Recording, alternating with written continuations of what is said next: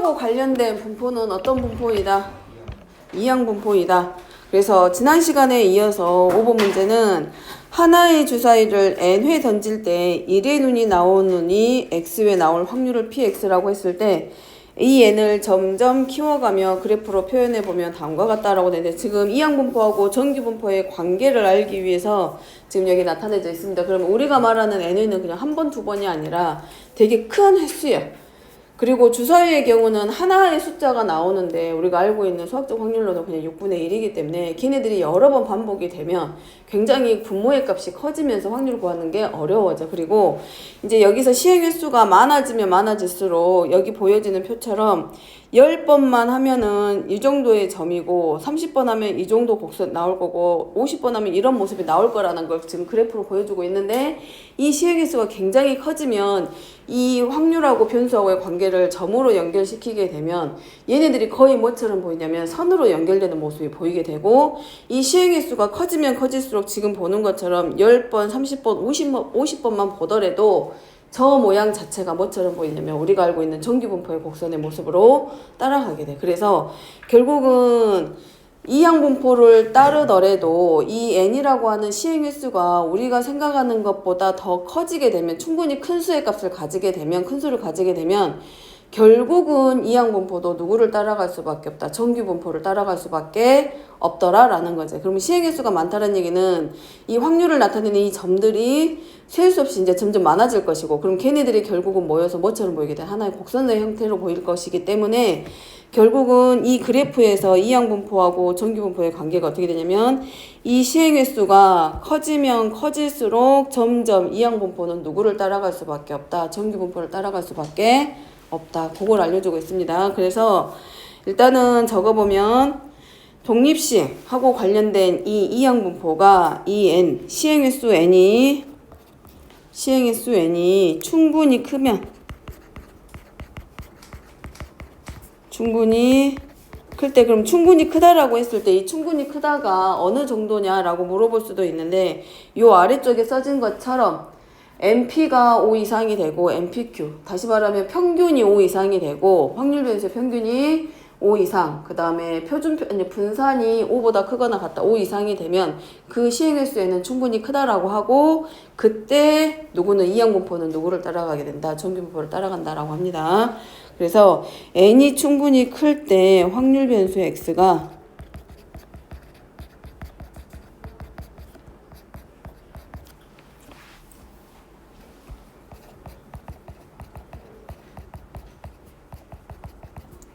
이항 분포, 시행횟수하고 확률 따르면 요 x는 근사적으로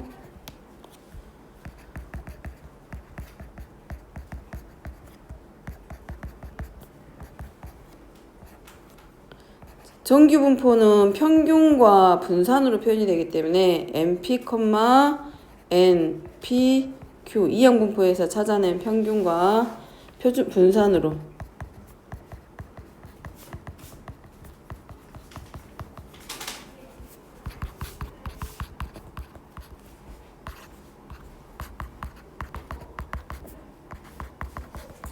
그래서 사실이 알려져 있다.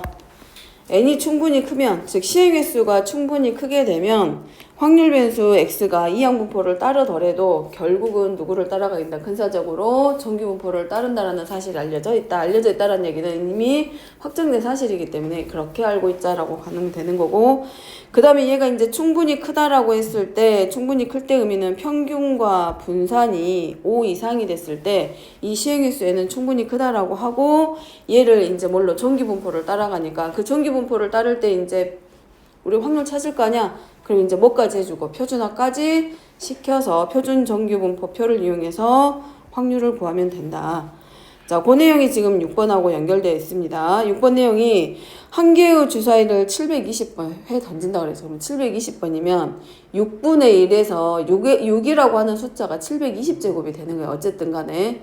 그러면 우리가 계산할 수 있는 그 범주를 넘어가는 상황이기 때문에 720회 던질 때라고 되었기 때문에 얘는 이제 이미 뭘로 바꾸란 얘기야. 전기분포로 바꾸란 얘기고 전기분포를 다시 뭐해서 표준화해서 표준전기분포를 이용해서 뭘 구하기 확률 구하란 얘기하고 같아지는 거고 그러면 시행횟수가 지금 이미 얼마냐면 720이니까 n이 720이고 1에 나오는 눈의 횟수를 확률 변수 x라고 하자. 그럼 여기서는 1의 눈이 나오는 횟수가 확률 변수 x가 된 거고 이때 표준 전기 분포표를 이용해서 이제 주어져 있는 확률을 구하자라고 되어 있으니까 1번부터 내려가 보면 어쨌든 표준 전기 분포를 이용하란 얘기는 분포표를 이용하란 얘기는 전기 분포를 따른다는 얘기고 그렇다라고 하면 걔를 뭐까지라고 확률 변수를 그 표준화까지 시키는 거기 때문에 우리가 주사위 얘에서 뭘 찾기?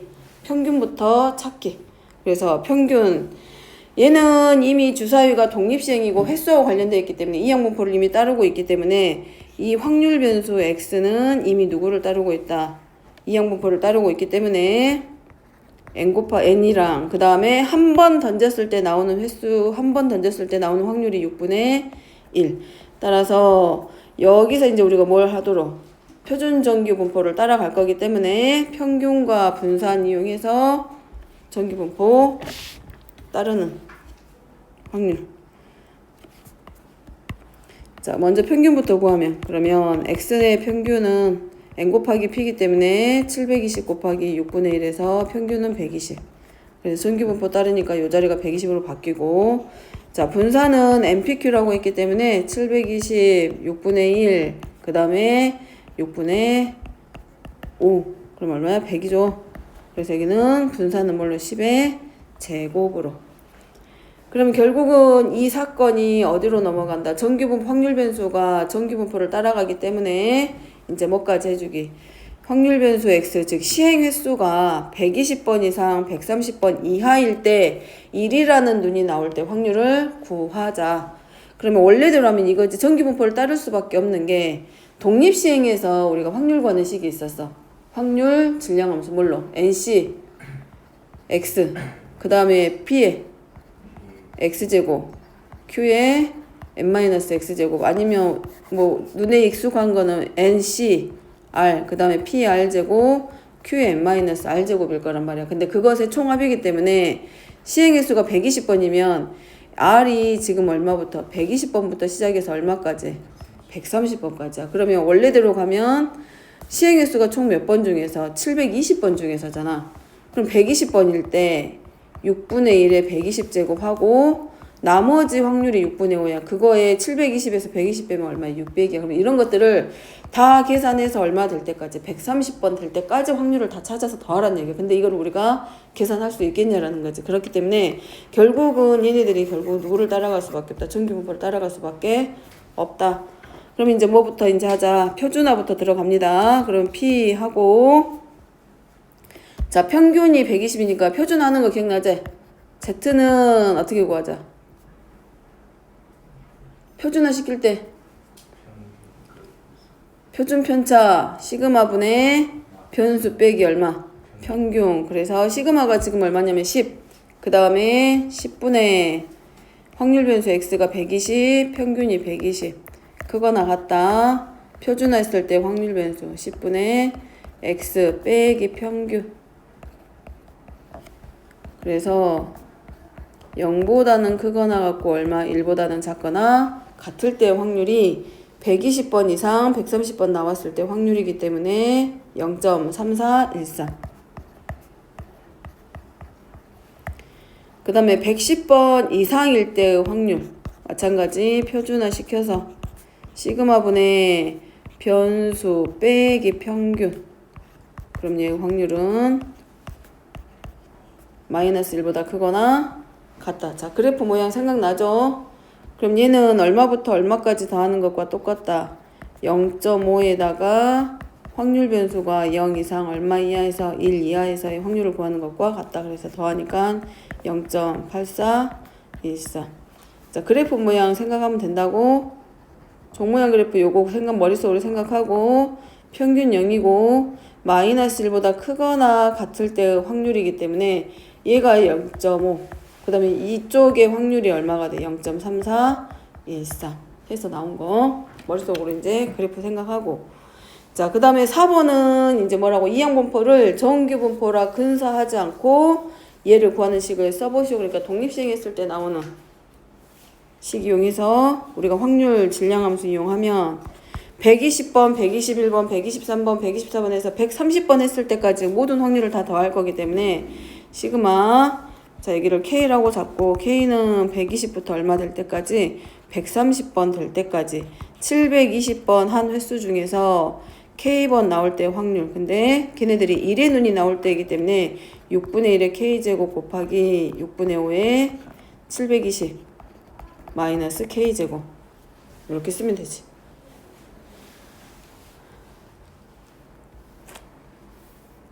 6을 3번만 해도 216이잖아. 뭐 계산하기는 진짜 어렵지. 자, 이렇게 표현하는 거. 그래서 n이 충분히 커지면 결국은 이항분포일지라도 정규분포를 따라갈 수밖에 없다.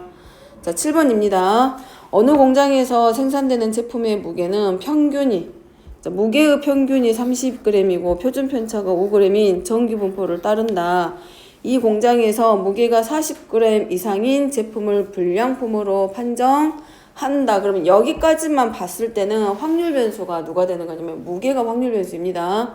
그러니까 여기서는 x가 누가 되고 무게가 확률 변수가 되는 거. 자, 이 제품 중에서 2,500개를 임의로 추출했을 때 불량품의 개수가 57개 이상일 확률을 오른쪽 표준 정규분포를 이용하여 구하시오. 그러면 2,500개를 임의로 추출한다는 얘기는 이렇게 뽑는 횟수가 총 몇 번? 2,500번. 그럼 여기서는 위에서는 이미 정규분포를 따른다라고 했지만 2,500개를 임의로 추출한다는 얘기는 2,500번을 뺄 거기 때문에 빼는 횟수가 총 몇 번이냐면 2,500번.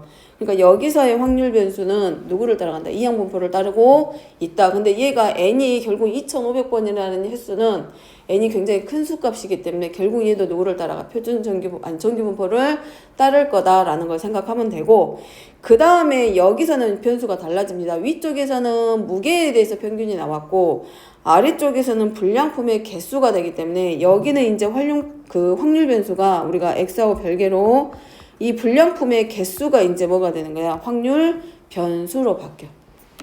그래서 먼저 자, 위쪽에서 그러면 불량품이 될 확률이기 때문에 자, x부터 정리해 보면 이 x는 정규분포를 따라간다라고 했기 때문에 평균이 30, 표준 편차가 5니까 분산 5의 제곱, 그리고 불량품일 확률 찾기 이제.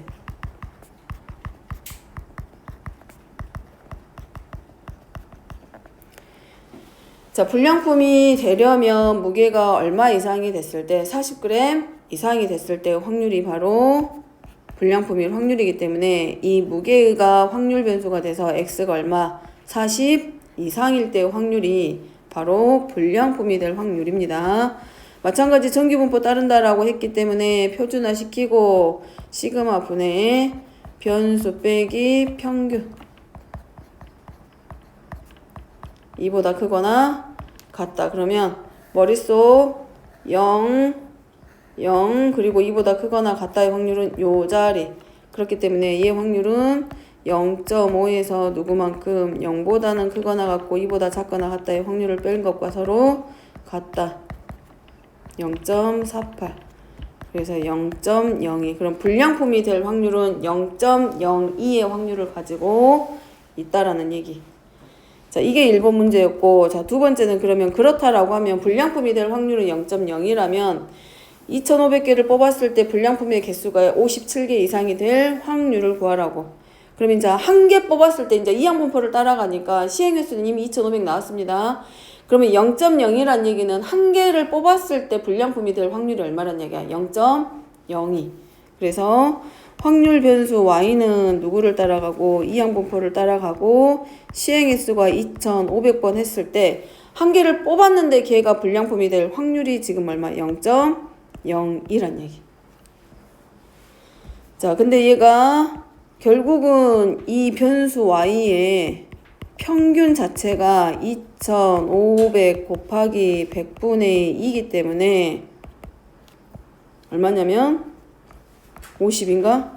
그러면 이미 평균이 얼마를 넘어갔어? 5 이상이죠. 그러니까 얘가 누구를 따라갈 수밖에 없다. 정규 분포를 따라갈 수밖에 없다. 그래서 평균 50. 그 다음에 얘의 뭘 찾기? 분산 찾기. 그러면 2500 N P Q 그리고 다 정리하면 얘가 아마 49. 그래서 7의 제곱으로 표시한 후에 그 다음에 이제 우리가 뭐 하면 돼? 확률 변수가 y인데 57개 이상이 될 확률이기 때문에 요때는 이제 뭘로? p하고 변수 y가 얼마 이상이 될 때? 57개 이상이 될 때. 마찬가지 표준화 시킬 거고 시그마 7분의 변수 빼기 평균 따라서 얼마 이상? 1 이상일 때 확률. 그래서 0.5에서 얼마 빼기? 0 될 때 확률 뺍니다.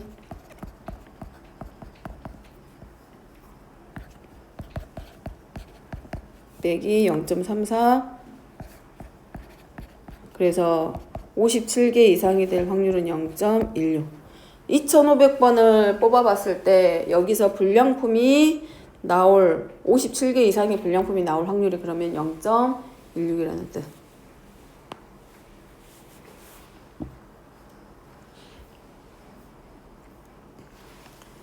이 표준화하는 과정들은 뒤에서도 나올 거고 이 표준화하는 과정을 이용해서 모평균을 찾는 것도 나오기 때문에 이 표준화시키는 요 식의 모양을 좀 기억을 했으면 좋겠고 자, 그 다음에 뒤로 넘어가서 자, 이제 통계적 추정입니다. 지금까지는 이제 모집단이 컸을 때 그 안에서 전수조사를 할 수 없기 때문에 표본조사라는 걸 했고 그 안에서 만들어진 표본들의 평균을 이용해서 표본 평균들의 평균을 이용해서 우리가 모평균이나 모집단의 그 특성들을 확인을 했었으면 이제 걔네들을 가지고 이제 이 집단의 특징이 어떤 특징을 가지고 있냐 이제 이것들을 확인하는 단원이 마지막 단원.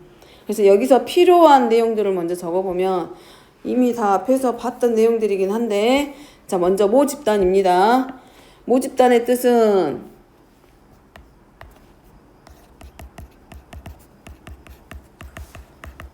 알고자 하는 조사 대상의 전체.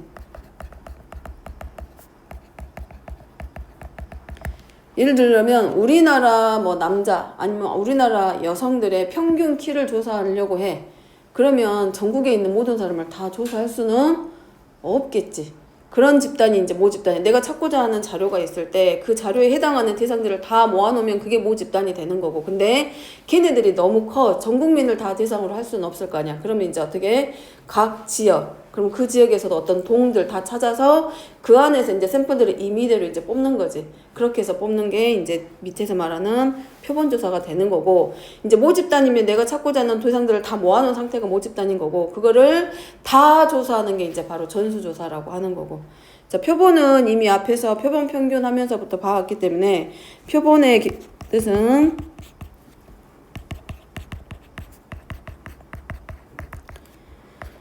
조사하기 위해서 뽑은 모 집단의 일부. 제일 많이 우리가 본 게 어디야? 투표할 때죠, 투표. 자, 그 다음에 전수조사입니다. 전수조사는 모 집단 전체를 다 조사하는 거야.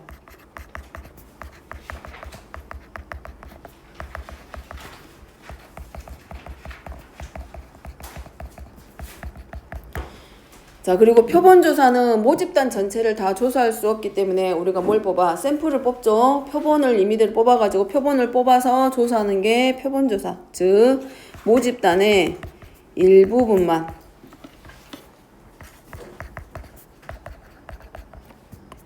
일부분만 택하여 조사하는 거. 자, 얘가 표본조사. 자, 모집단의 크기입니다. 다른 건 아니겠지. 크기니까 거기 모집단에 해당하는 자료의 개수. 그래서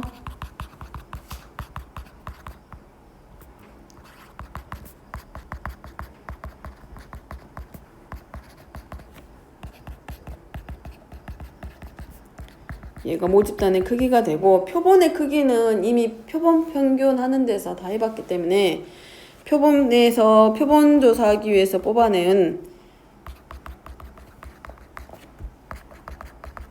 자료의 개수. 얘가 표본의 개수고 임의 추출이기 때문에 그냥 내가 원하는 결과를 얻기 위해서 뽑는 게 아니라 무작위로 이제 뽑아내는 거야. 그래서 모집단에 속하는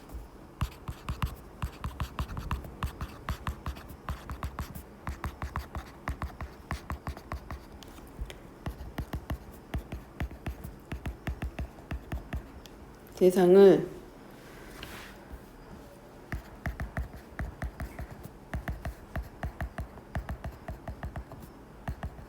같은 확률로 추출하는 방법.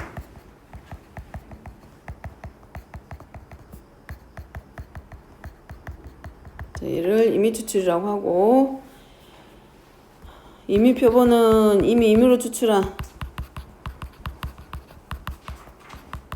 표본.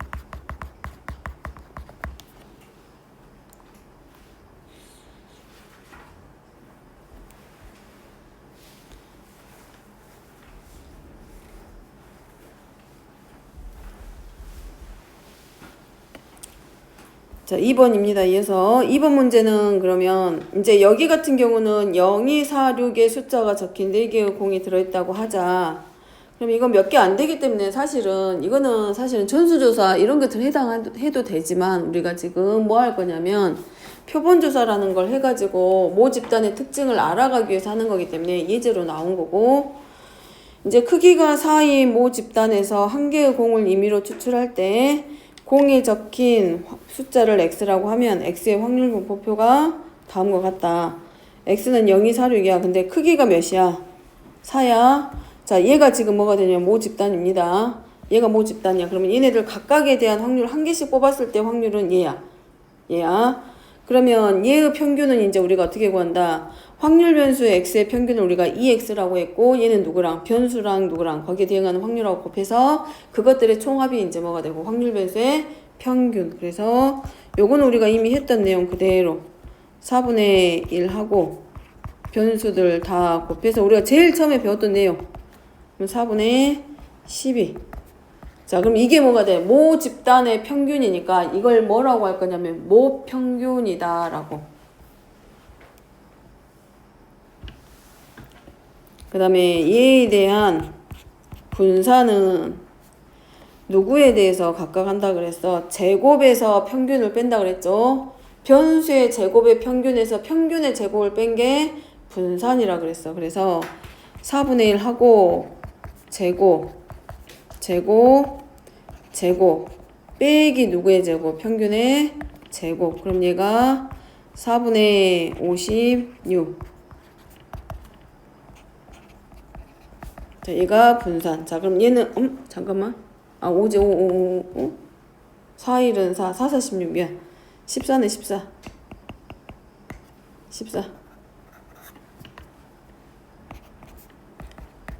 그래서 얘는 모 분산. 그 다음에 이제 얘에 대해서 표준 편차는 루트 5. 그러니까 얘는 모 표준 편차. 그래서 위에 있는 게 제일 첫 번째가 모 평균, 두 번째가 모 분산, 얘는 모 표준 편차.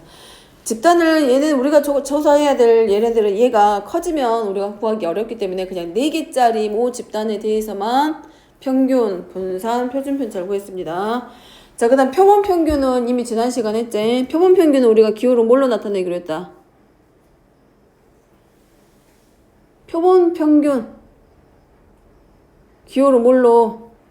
확률 변수 x로 나왔기 때문에 x는 모 집단의 확률 변수 x거잖아.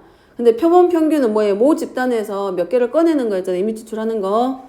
그죠? 근데 거기서 몇 개 꺼낼 건지는 몇 번 꺼낼 건지 그게 표본의 크기가 되는 거라 그랬어. 그러면 n이 2야. 그러면 그 주머니 안에 있는 공이 지금 이렇게 있다고 돼 있잖아. 0, 2, 4, 6 있으면. n이 2면 그 안에서 임의로 몇 개를 꺼내는 얘기하고 똑같아. 2개. 그러면 걔네들의 평균이 뭐가 돼? 표본 평균이라고 했습니다. 그럼 표본 평균은 어떻게 구해? 구하는 건 두 번째고, 그럼 표현은 뭘로 하기로 했다? 표본 평균의 표현.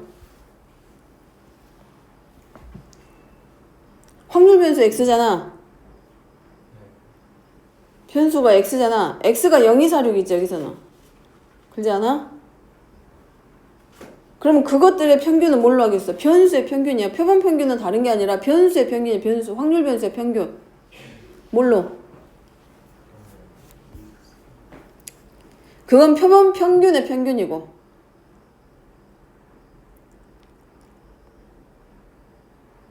아무것도 안 했어. 너무 쉬운 기호야. 너무 쉬운 기호.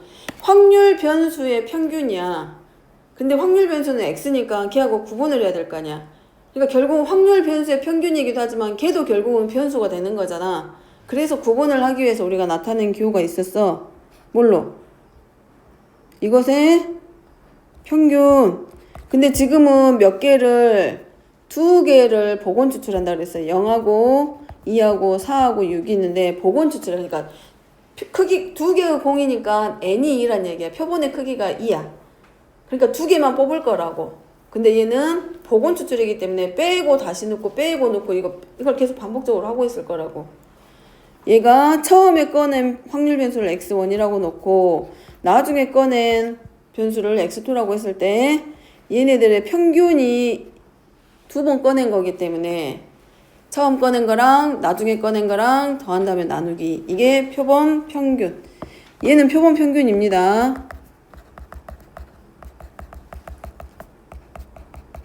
표본 평균의 평균이 2x바가 되는 거고. 구분하고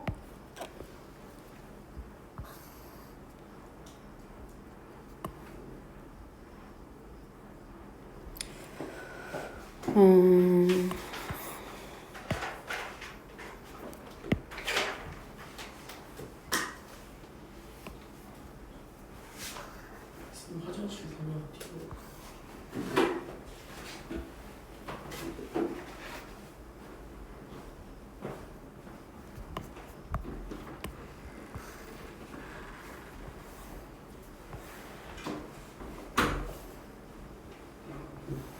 영이 사륙이니까 4개.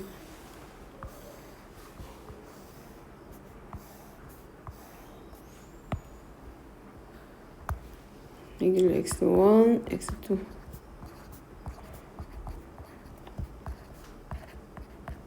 그리고 얘네들의 평균을 이제 표시를 하면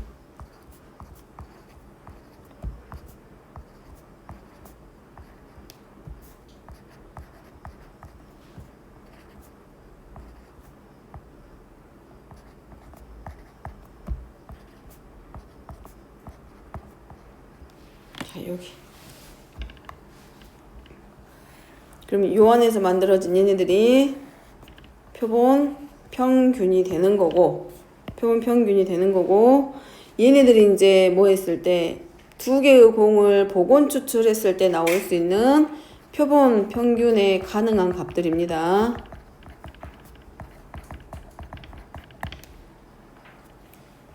즉, 결국은 표본 평균이 이제 뭐가 돼? 확률 변수야. 다르게 생각하지 말고, 다른 게 아니라, 표본 평균은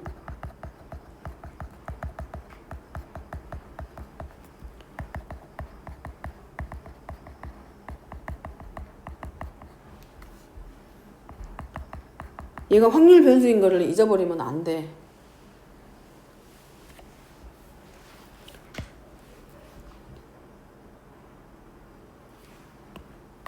그리고 얘를 이제 어디로 확률 분포표로 가지고 내려오면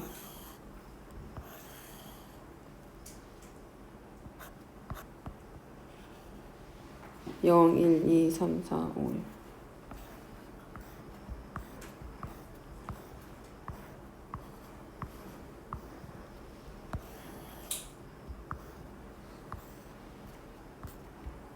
그리고 얘가 이제 뭐가 되고 x 바로 바뀌지 이제. 얘랑 구분하라고. 얘는 모집단의 확률 분포표입니다. 그럼 얘는 확률 변수가 x야. 그러면 이 얘네들 간의 평균을 가지고 만든 확률 변수가 표본 평균이란 얘기야. 그래서 x반은 누구누구 나와? 0, 1, 2, 3, 4, 5, 6이 되고, 마찬가지 마지막 합계, 확률의 총 합계는 얼마가 되고? 1. 그 다음에 이 표본 평균의 확률이 이제 얼마가 돼? 총 16가지가 나왔기 때문에 16분의 1.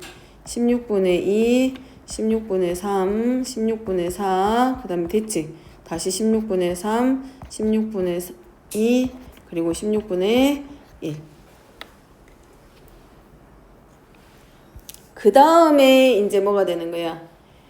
요 2x바가 표본 평균의 평균이야. 그럼 얘가 16분의 해가지고 누구랑 0, 1, 2 잠깐 0, 1 있으면 안 돼? 얘 누구 들어가? 0 곱하기 1, 1 곱하기 2, 그 다음에 2 곱하기 3, 그 다음에 3 곱하기 4. 이제 이거는 암산해도 되고 그냥 더하기 바로 곱해서 계산해도 되고. 자, 얘네들이 결국은 표본 평균이 돼서 계산하면 16분의 48. 그래서 표본 평균의 평균은 얼마이다? 3. 자, 이걸 하는 이유는 뭐냐면 지금 통계적 추정을 하고 있는 거고 모집단 전체의 특징을 알 수 없기 때문에 표본 평균의 평균을 가지고 누구를 찾아가자. 모집단의 특징을 찾아가는 과정입니다. 자, 그리고 이 표본 평균의 분산은 16분의 전부 다 뭐 해야 돼? 변수를 제곱해서 다 더하겠지. 변수 제곱해서 더하겠죠. 그럼 그 걔네들 다 계산하면 184 나와. 거기서 평균의 제곱을 빼면 계산하면 2분의 5. 자, 여기서 지금 알려고 하는 게 이거야. 방금 전에 자, 비교합니다. 모 집단의 평균이 지금 얼마였냐면 3이야.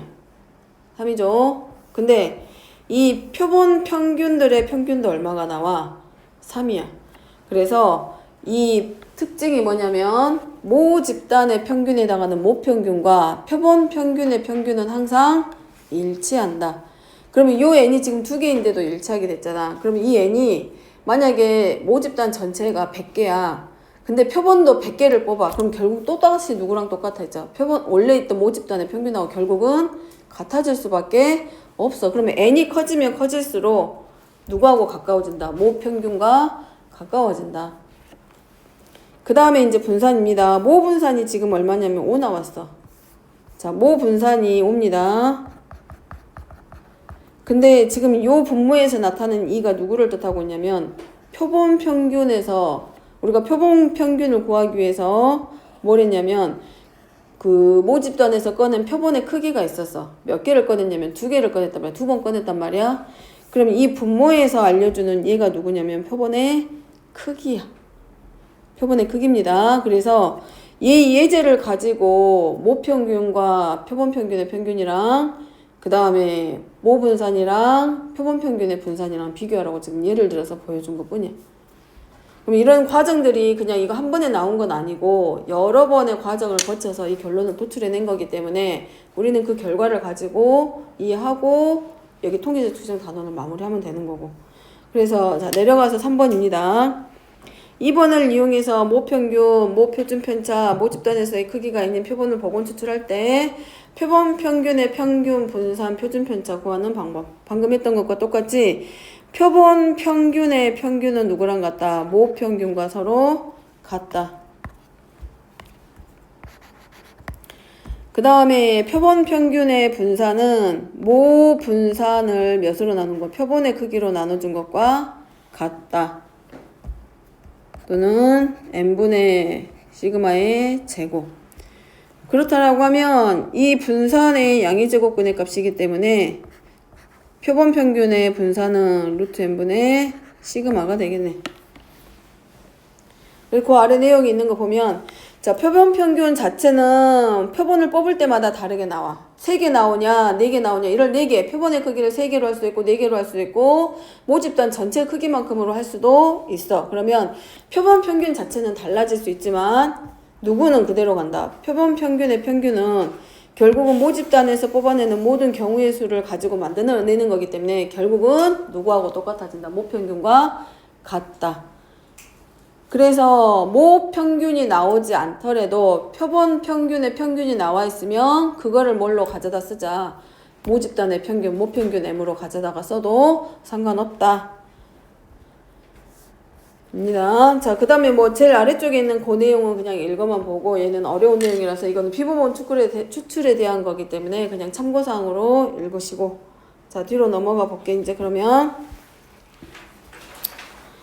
자, 그래서 표본 평균의 분포에 대한 성질을 쓰시오 라고 되어 있는데 평균이 m이고 즉 모평균이 m이고 분산이 시그마 제곱인 모 집단에서 크기가 n인 표본을 임의로 추출하면 1번은 자, 모 집단의 분포가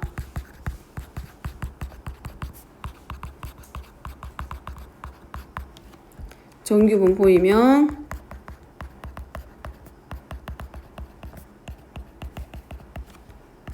당연히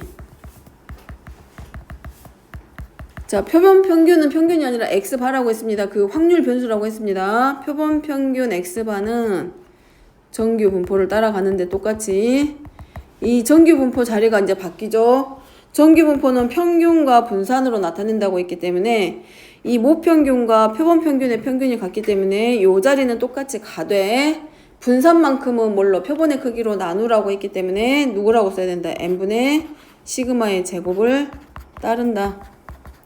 그 다음에 통계 처음 할 때 얘기했던 것처럼 어떤 내용인지 아직은 잘 모르겠지만 그 기호들이라든가 공식들이 쓰이는 자리들만 알아도 이 단어는 다 할 수 있다라고 했기 때문에 너무 어렵게 받아들이지 않았으면 좋겠어. 그냥 가볍게 편하게.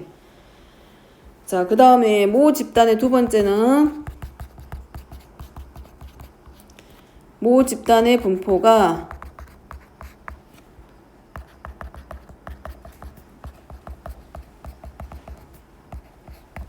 정규 분포가 아닐 때에도 n이 충분히 크면 이미 이항 분포하고 정규 분포의 관계를 했기 때문에 요 n이 충분히 크면 즉 시행의 수가 충분히 크면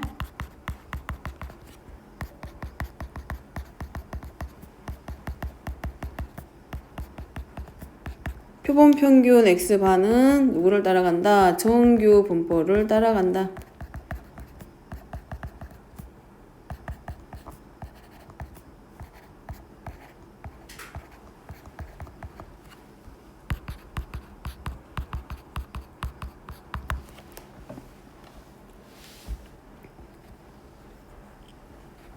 자, 그래서 밑에 내려가면 중심극한 정리라고 하고 이제 그거는 이제 우리가 몰라도 되는 내용이긴 하는데 n이 충분히 크다라고 했으니까 n이 30 이상이면 충분히 큰 표본으로 간주하자.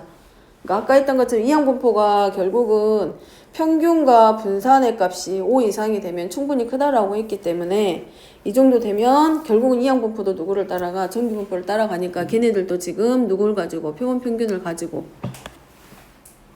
걔네들도 마지막에는 표본 평균 자체도 뭘 따라간다? 정규 분포를 따라간다.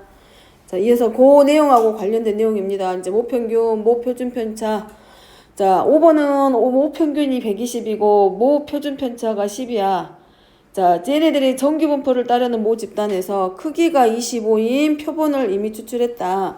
크기가 25인 표본을 이미 추출했다. 이때 표본 평균이 115 이상, 124 이하야. 그러면 표본 평균이라고 이미 했기 때문에 x바 확률 변수가 x바로 바뀝니다.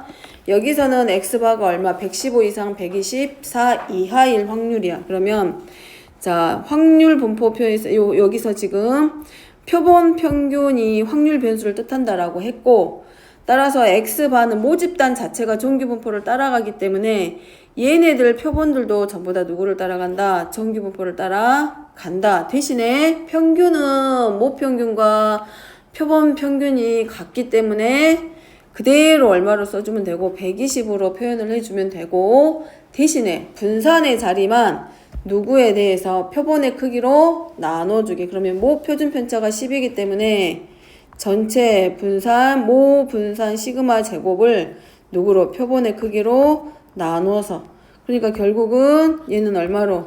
120하고 4니까 2의 제곱. 그래서 평균 120 표본 평균의 분산은 4. 자, 한번 여기다 적어놓고 생각을 하면 이제 여기만 해놓을게. x바의 평균은 누구랑 같다? 모평균과 같고 그 다음에 x바의 분산은 시그마 제곱을 뭘로? 표본의 크기로 나눠준 것과 서로 같다. 요거 참고해서 보기로 하고. 그러면 이제 문제는 표본 평균의 확률 물어봤기 때문에 그러면 X바가 얼마 이상일 때 115 이상 124 이하일 때 확률이 얼마냐고 물어보는 거구나. 그러니까 문제를 볼 때 이제 뭐뭐 찾으면 돼. 얘네들 중요한 수치들 요런 애들을 표시해 놓고 우리가 시작을 하면 문제는 충분히 풀 수 있을 거라고. 그래서 마찬가지 정기분포 따른다 라고 했기 때문에 뭐 해주고 표준화 시키고. 그럼 얘는 이미 분산 이해로 나와 있기 때문에 얘지 시그마 분의 115 빼기 평균 그거나 갖고 얘는 2분의 124 빼기 120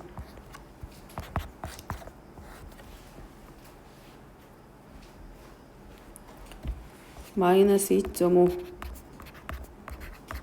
그거나 같다 2보다. 자 그럼 얘는 요렇게 들어가도 되네. 그림 머릿속으로 그려졌죠? 그림 머릿속으로 이렇게 그려졌지? 그러면 마이너스 2.5보다는 크거나 같고 2보다 작거나 같을 때 요 확률이야. 평균 0을 기준으로. 그러니까 이제 누구누구 더하면 돼. 얼마부터 0보다는 크거나 같고 변수가 2보다 작거나 같을 때의 확률과 누구 0보다는 크거나 같고 얼마보다 2.5보다 작거나 같을 때의 확률 찾아서 더하기. 그래서 0.4772 더하기 0.4938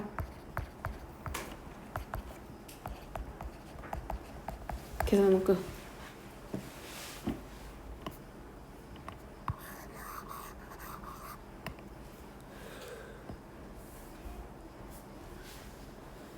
자, 6번 넘어가도 돼?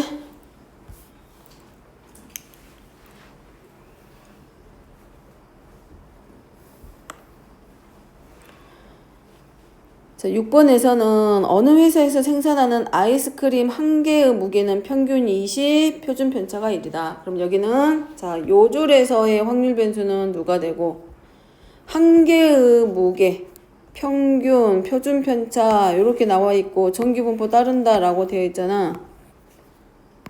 펜이 안 읽히지. 자 여기가 중요해. 그럼 여기서는 누가? 이건 지금 모 집단입니다. 모 집단. 그래서 확률 변수가 지금 누구야? X야. X. 그래서 여기다 적으면 X는 이거야. 모 집단에서 확률 변수 X는 정기분포를 따르는데 평균이 20이고 표준 편차가 1인 정기분포를 따른다. 이렇게 쓸 수 있고.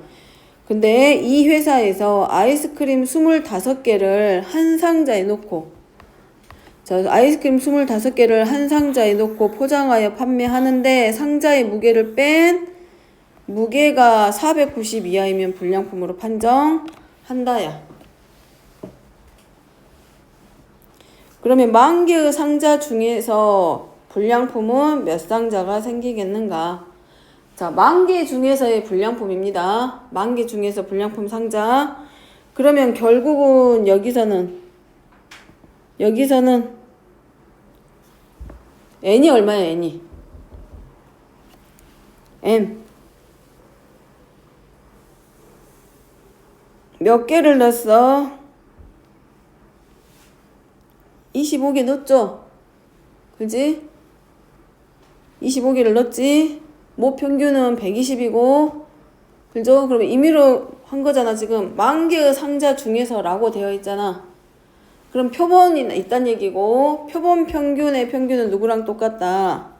모 집단의 평균과 똑같고, 이미 모 집단이 정기분포를 따라가기 때문에 얘도 어디를 따라간다?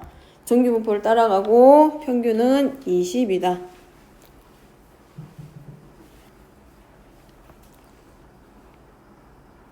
자, 그 다음에 이제 우리가 뭐 해줘야 돼? 표본 평균의 분산 찾아야 되죠? 맞다냐? 자, 몇 개를 한 상자에 넣으라고 돼 있어? 25개를 한 상자에 넣고 있기 때문에 자, 25개를 한 상자에 놓고 포장을 할 거야. 그럼 표본의 크기가 몇 개란 얘기야? 25개가 되지.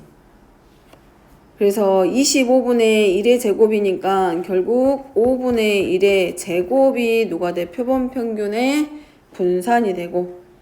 자, 문제는 무게가 490 이하이면 이라고 되어 있기 때문에 자, 무게 찾아야지 이제. x바 변수 찾습니다. 얘가 얼마 이하가 됐을 때? 490 이하가 됐을 때. 그러면 x바는 얼마란 얘기야? x바. 무게가 얼마 이하? 490 이하입니다. 근데 지금 한 개의 무게가 x야. 그지? 그럼 표본 평균에 한 개의 무게가 나와야 될 거 아니야. 그러지 않아? 한 개의 무게니까 자 25개를 넣어서 490g 이하라고 했기 때문에 요 한 상자에 지금 25개 들어갔단 말이야. 근데 x가 한 개의 무게잖아. 마찬가지니까 x바니까 요 표본의 한 개의 무게를 찾아야지. 그래서 한 상자에 490개 들어갔으니까 얼마로 나누죠? 25로 나눠서 들어가면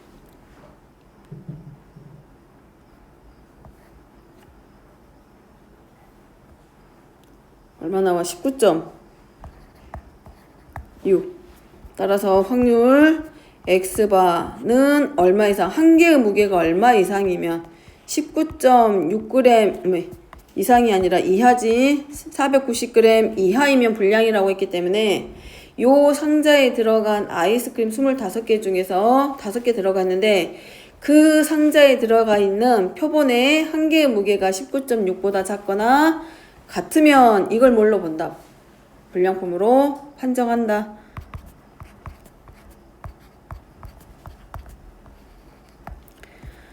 (5분의 1) 분의 19.6 빼기 평균. 그럼 얘가 얼마? 마이너스 2보다는 작거나 같다. 따라서 확률은 0.5에서 누구의 확률을 뺀 것과 같다. 0보다는 크거나 같고 2보다 작거나 같을 때 확률을 뺀 것과 같다. 0.477이 0.2 아니 0.0228. 자, 그럼 10,000개의 상자 중에서 불량품이 몇 개의 상자냐? 그러면 한 상자에 25개씩 넣었을 때 불량품이 될 확률이 0.028인데 10,000개 중에서 몇 개냐라고 물어봤기 때문에 0.0228 곱하기 얼마? 만. 그래서 228상자가 불량품이 될 것이다 라고 우리가 추측하는 거지. 그러면 이제 이걸 뭐 하는 거야?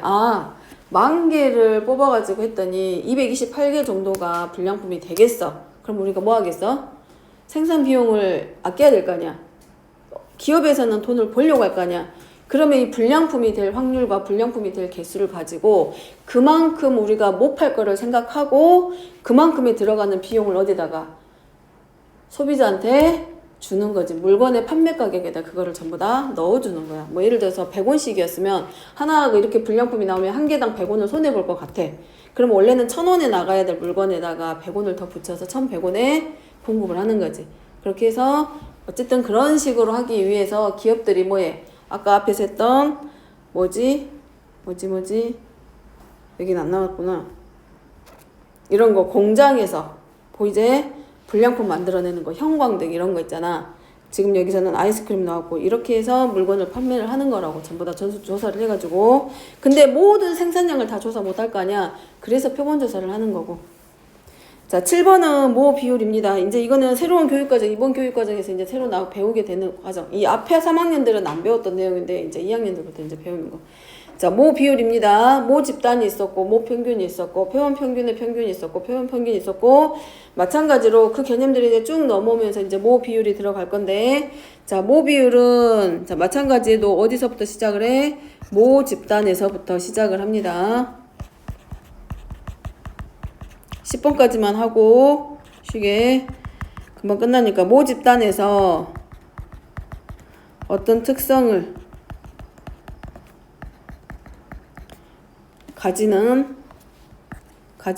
어떤 특성을 가지는 대상의 비율을 자, 기호로 자, P로 나타낸다. 자, 모 비율은 이제 예를 들어서 그런 거 요론조사 같은 거야. 요론조사를 할 거야. 그럼 헌법을 개정하고 싶어. 그러면 개정하고 싶어라 하는 국민의 비율이 어느 정도 됩니까? 라고 물어볼 거 아니야. 근데 국민 전체를 조사할 수 없을 거 아니야. 만약 국민 전체를 대상으로 해서 원하는 사람의 비율이면 그게 뭐가 돼? 모 비율이 되는 거고. 근데 걔네들을 전부 다 조사할 수 없기 때문에 얘네들도 뭐 한다? 샘플링 한다. 그래, 다시 말하면 표본을 뽑아낼 거라고. 얘네들도 전수조사가 안 되기 때문에 원조사에 표본조사 들어갈 거야. 그러면 여기도 표본조사 했을 때 나오는 비율이 생길 거 아니야? 그게 바로 뭐라고? 표본 비율. 걔를 가지고 원하는구나, 원하지 않는구나, 누굴 더 선호하는구나, 선호하지 않는구나 라는 걸 확인할 수 있다고. 자, 저거 보면 모집단에서 표본 비율은 모집단에서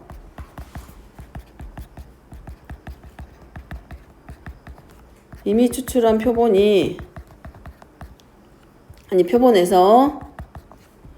이 특성을 가지는 대상의 비율. 그리고 기호는 이제 또 구분합니다. 표본 평균하고 구분하는 것처럼 기호로는 자, 이렇게 꺽쇠 들어갈 거야. 그리고 읽을 때는 얘는 이렇게 읽으면 돼. P 해수로 읽으면 되고. 자, 모 비율과 구분하기 위해서 이렇게 V자 뒤집어 놓은 것처럼 꺾어서 꺽쇠가 들어가는데 읽을 때는 P 해수로 읽습니다. 그래서 이 모 비율을 가지고, 표본 비율을 가지고 이제 뭘 특정한다? 모 집단의 비율을 특징을 짓는다. 자, 그리고 넘어가서 8번입니다. 모 비율이 P고 표본의 크기가 N일 때 표본 중 어떤 특성을 갖는 대상의 수. 자, 어떤 특성을 갖는 대상의 수를 확률 변수라고 했어. 앞에서는 무게 또는 크기 이런 애들이 확률 변수였으면, 자, 대상의 수야. 그러면 표본 비율이기 때문에 예를 들어서 100명 중에서 10명이 뭘 좋아해. 그러면 그때의 비율을 뭐라 그래? 100분의 10, 10분의 1이죠. 어떻게 보면은 그게 뭐하고 똑같아요? 상대도수하고 같은 의미인 거고, 결국은 그게 뭐야? 전체 경우의 수분의 어떤 특성한 경우의 수를 나타내는 비율이기 때문에 결국은 뭐하고 똑같다? 확률하고 같아진다는 얘기지. 그래서 P햇은 자, 요 아래는 나타내는 게 표본의 크기죠. 자, 여기가 뭐냐면 지금 위에 써진 것처럼 N은 표본의 크기야. 이제 그냥 눈으로 봐도 되고, 요 분모 쪽이 지금 표본의 크기인 거고, 분자가 어떤 특성을 갖는 특성을 갖는 대상의 수야. 그러니까 전체 도수분의 어떤 계급의 도수. 그죠? 그러니까 결국 상대 도수하고 같은 의미가 되는 거고, 결국은 또 앞에서 첫 시간에 배웠던 거하고 똑같이 뭐하고 똑같아져? 그 계급에 해당하는 확률하고도 같아지기도 되고, 그 특성을 가졌을 때. 자, 그러면 마찬가지 이 표본 비율의 평균과 표본 비율의 분산과 표본 비율의 표준 편차를 구하자.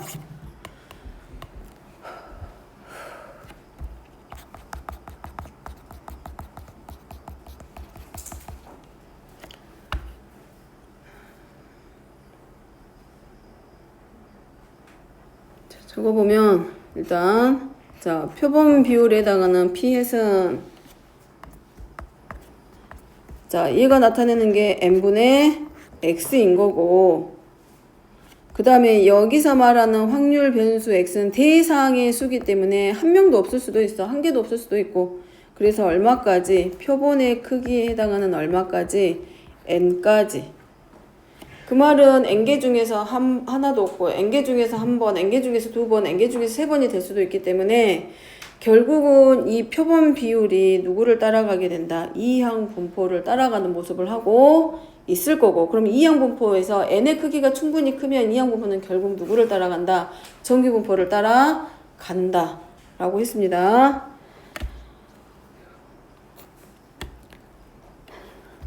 자, 그래서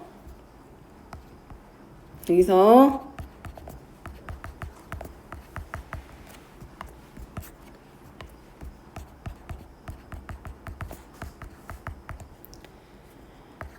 모 집단의 각 대상이 그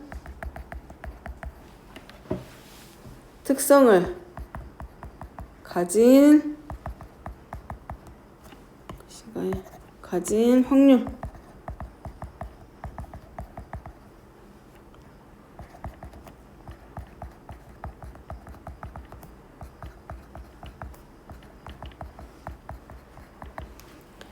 우리가 표본 평균의 평균이 모 집단의 모평균과 같다라고 한 것처럼 어떤 모 집단에서 각 대상이 어떤 특성을 가진 그 확률, 여기까지가 지금 뭐냐면 표본 비율입니다. 자, 그때 그 확률은 누구랑 같다? 모 비율의 확률 P하고 서로 같다. 따라서 자, 확률 변수 X는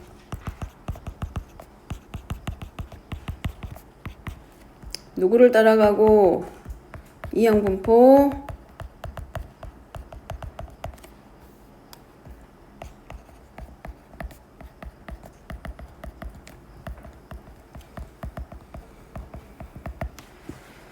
따라간다.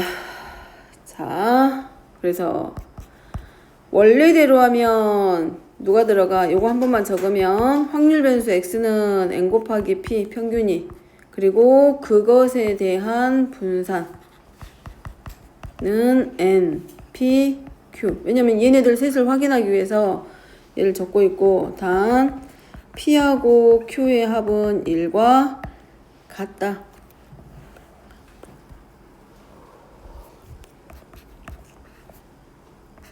자, 그래서 표본 비율의 평균 들어갑니다. 그래서 표본 비율의 평균은 P의 표본 비율 자체가 n분의 누구랑 같다고? x하고 서로 같다라고 했기 때문에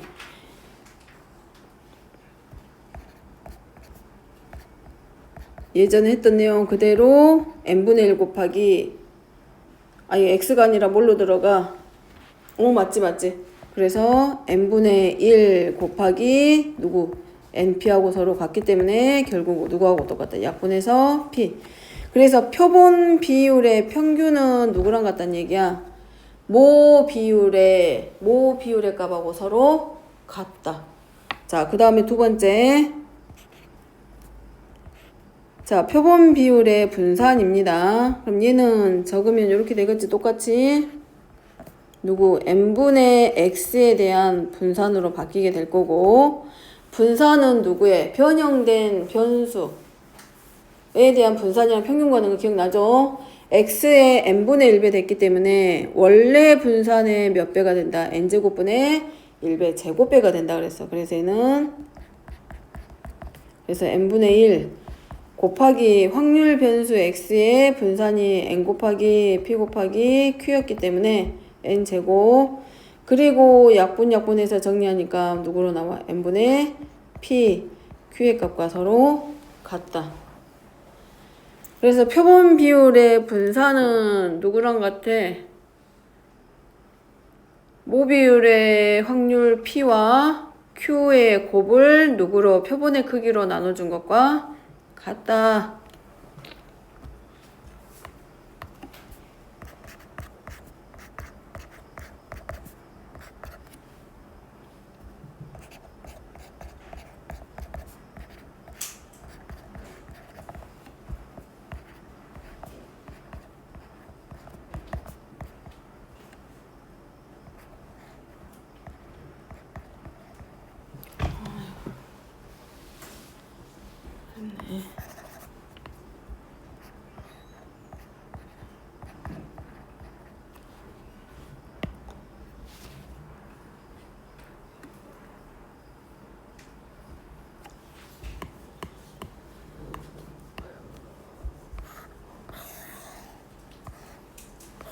어쨌든 요거 공식 기억하세요.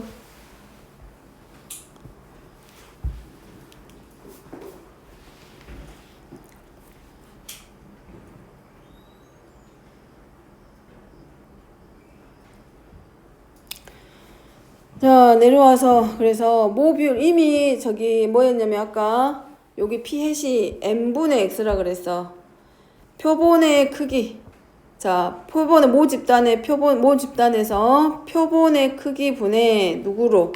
x인데 요 x가 어떤 특성을 갖는 대상의 수를 확률 변수 x라고 한다라고 했기 때문에 얘가 뭘 따라가는 것과 똑같다. 이항분포를 따라간다라는 것과 같았고 결국은 p시 이항분포를 따라가고 있기 때문에 모 비율이 p이고 표본의 크기가 n일 때 이 n의 값이 충분히 크면 이미 앞에서 말할 때 이항분포에서 n의 값이 충분히 크면 결국 이항분포가 정규분포를 따라간다라고 했기 때문에 모 비율에서도 자, 모 비율 p 있고 표본의 크기가 n인데 요 p해 자체, 표본 비율 자체가 n분의 x였고 요 n의 값이 충분히 크면 결국은 모집단 자체가 이항분포일지라도 얘네들이 n이 충분히 크면 결국 정규분포를 따라가기 때문에 표본 비율 마찬가지로 어디를 따라갈 수밖에 없다. 정규분포를 따라갈 수밖에 없고 대신에 요 자리가 이제 원래는 정규분포 따라가니까 이 자리가 평균이니까 여기서는 모 비율에 해당하는 p의 값이고 얘 n분의 pq가 분산에 해당하죠. 그래서 n분의 pq를 따라간다. 자, 글로 적어보면 이 말입니다. 다시 한번 정리를 하면 표본의 크기 n이 충분히 클 때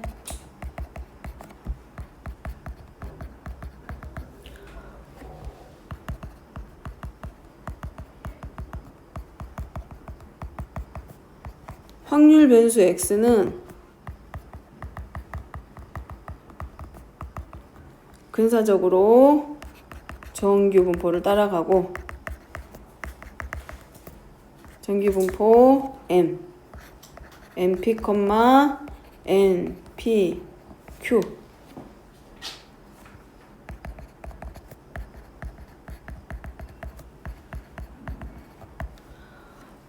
표본 비율 역시 표본 비율도 마찬가지로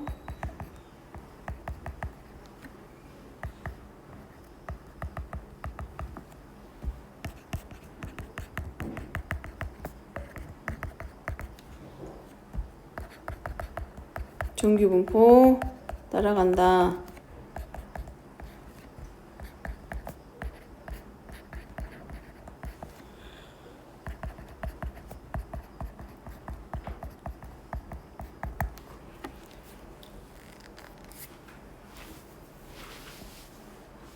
자, 밑에 보면은 금방 이해할 거야. 어떤 지역은 주민의 36%가 혈액형이 A형이라고 알려져 있다. 다시 말하면 혈액형이 A형이 될 확률이 지금 36%의 비율을 가지고 A형이 될 비율이 36%란 얘기고 이 지역에서 100명을 임의로 추출했다. 그럼 얘는 표본 조사를 한 거고 얘가 지금 뭐냐면 모집단 어떤 지역이 여기가 지금 뭐가 되냐면 모집단이야. 이 자리가 모집단이 되는 거고 요 A형이 될 비율이 36%이기 때문에 이 A형이 될 때의 모 비율이 A형이 될 모 비율이 36%. 그러니까 특정한 집단이 있었고 모집단이 있었고 거기에서 이만큼 어떤 특정한 대상의 수를 기준으로 비율이 36%가 되니까 모 비율이 36%. 근데 이 지역에서 몇 명을 100명을 임의로 추출을 했어. 그러면 1명, 2명, 3명 이렇게 뽑았을 거 아니야. 그러니까 시의 개수가 1번, 2번, 3번 하고 몇 번까지? 100번까지이기 때문에 그래서 뭐라고 한 거냐면 표본 비율도 결국은 누구를 따라간다는 얘기야. 이항분포를 따라간다라고 한 거라고 위에서. 자, 100명을 임의로 추출했을 때 42명 이상 얘가 이제 변수가 되는 거고 자, 그랬을 때 42명 이상의 혈액형이 A형일 확률을 자, 정규분포를 이용해서 나타내시오. 자, 그럼 여기서는 이제 뭐가 되고 모 비율이 적어보면 자, 모 비율 P의 값이 지금 얼마? 0.36입니다. 그러면 그것에 반대에 해당하는 거니까 Q의 값이 얼마냐면 0.48이야. 반대 6건이라고 생각을 하면 될 것 같고 자, 그 다음에 이제 뭐냐면 100명을 이미 추출했기 때문에 표본의 크기에 해당하는 N이 100이 되는 거고 자, 몇 명 이상이 42명 이상이 A형이 될 확률입니다. 자, 그러면 정리해보면, 자, 표본 비율부터 들어가면, 표본 비율은 누구랑 같다? 모 비율과 똑같기 때문에 그대로 얼마가 되고 0.36이 될 거고, 그때 분산, 표본 비율의 분산은 표본의 크기가 100이기 때문에 100분의 P 곱하기 Q에서 0.36 곱하기 0.48. 아니 0.48이 왜 0.48이 돼? 6사제 왜 말 안 해줬대? 몰랐네. 자, 그러면 얘가 이제 얼마? 0.048의 제곱. 계산 다 하면. 자, 그리고 이제 n이 아까 있지 30 이상만 돼도 충분히 크다고. 그래서 n이 충분히 크기 때문에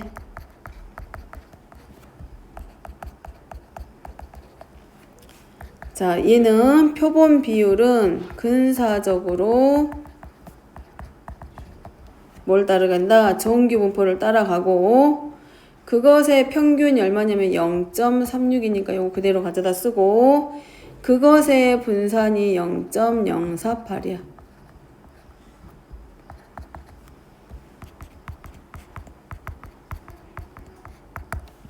따라서 자, 확률 구합니다. 이제 누구의 확률? 표본 비율이 확률 변수가 돼서 P 해시 지금 얼마 이상이 될 때 100명 중에서 42명 이상이기 때문에 지금 이거는 비율입니다. 확률 변수 X가 아니라 비율이야. 그러니까 요거 자체도 뭘로 비율로 나올 거기 때문에 100분의 얼마야? 42가 찾고자 하는 비율이 돼서 얘는 P하고 얼마? 0.42 이상.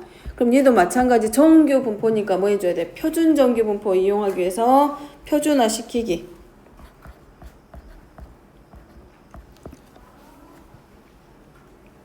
얼마 분에 들어가야 돼? 원래대로 하면 시그마니까 0.048분에 표준화 시키면 얘가 얼마? 0.42 빼기 평균이 0.36 이렇게 들어가서 계산하고 나면 얼마로? 1.25. 그래서 0.5에서 누구만큼 빼기 Z가 1.25보다 작거나 같을 때 빼기.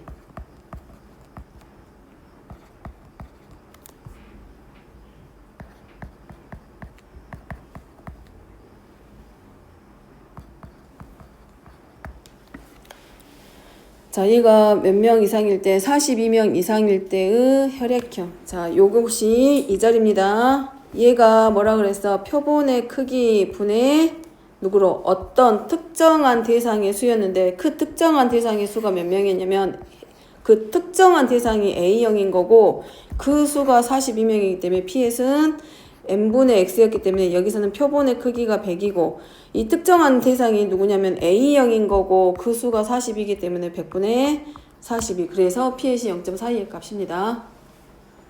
지금 이거는 누구 하고 있어? 비율로 확률 구하라고 했잖아. 아까 우리가 전체 경우의 수 분의 이거 그냥 듣기만 하고 어떤 사건의 경우의 수를 나타낸 비율이 지금 뭐냐면 우리가 확률이야.